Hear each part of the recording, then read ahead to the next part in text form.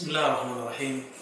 الحمد لله رب العالمين الذي هدانا لهذا وما كنا لنهتدي لولا أن هدانا الله. أشهد أن لا إله إلا الله وأشهد أن محمدا عبده ورسوله.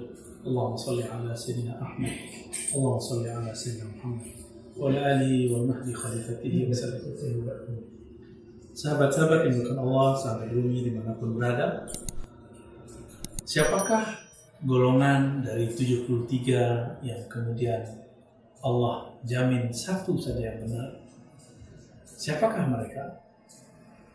Apakah mungkin kita menjadi bagian mereka? Lalu apa ciri-ciri mereka?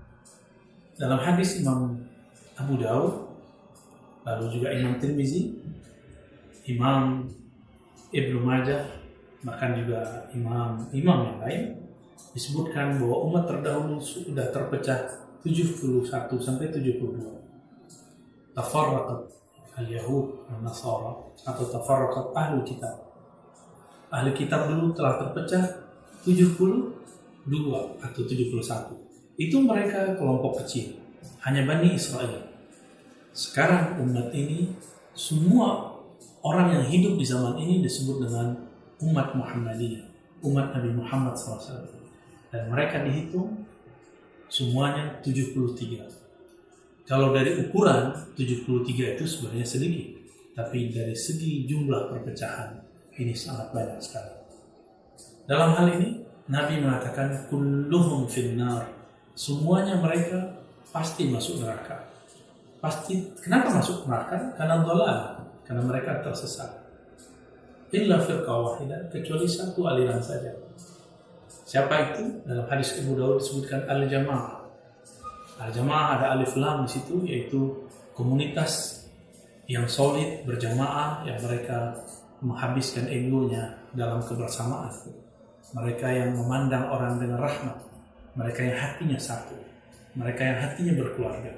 Meskipun berselisihnya tidak membuat ada kutukan, berselisihnya tidak membuat mereka saling benci. Al-jamaah, tentu mereka yang disebut dalam surat Al-Hujurat, innamal mu'minuna ikhwah, sesungguhnya hanya orang berimanlah yang merasa bersaudara. Betul, saudara dan saudara biasa berselisih, tapi berselisihnya tidak sampai kepada bunuh-membunuh, benci-membenci, kafir-mengkafirkan. Yang kedua, tadi al-jamaah. Yang kedua, ma'ana alaihi washabi. Nabi mengatakan siapakah kelompok itu? Yaitu kelompok yang ikut aku. Tapi tidak semua orang bertemu Nabi. Maka Nabi memberikan ruang wa ashabi dan sahabat-sahabat. Sahabat Nabi ada 124.000. Jika kita mengambil satu jalan saja dari mereka, maka kita selamat sampai kepada Rasulullah SAW. Berarti jumlah thariqah menuju thariqahnya Nabi sebenarnya 124.000. Sayangnya dari 124.000 itu tidak semuanya sahabat mempunyai murid. Tidak semuanya mereka memerankan tugas menjadi mu'allim, jadi guru, jadi ulama. Di antara mereka pun yang menjadi mujtahid tidak lebih daripada 50. Bisa dihitung dengan jari. Di antara mereka yang jadi hadis pun juga tidak sampai kepada 100 orang. Mereka meriwayatkan tapi tidak sampai meriwayatkan banyak. Kenapa? Karena tidak semuanya berani menjadi pengemban ilmu. Semuanya hati-hati mengemban ilmu. Sahabat-sahabat yang dimuliakan Allah. Lalu ada yang ketiga. La tazalu ta'ifatun min ummati zahirina 'alal haqq hatta ya'tiya amrullah. Di hadis Bukhari, di hadis Muslim, di hadis lainnya dengan redaksi yang berbagai macam, kita ambil satu redaksinya. Senantiasalah ta'ifah dari semua kelompok tadi, dari satu kelompok besar tadi pun hanya satu yang menjadi pejuang. Hanya satu kelompok kecil yang jadi pejuang. Jadi Ahlussunnah ini besar, tapi yang jadi pejuang cuma ta'ifah. Hanya satu di antara semua. Jadi dari 73, 72-nya tersisihkan. Sisalah satu golongan, tapi ini besar.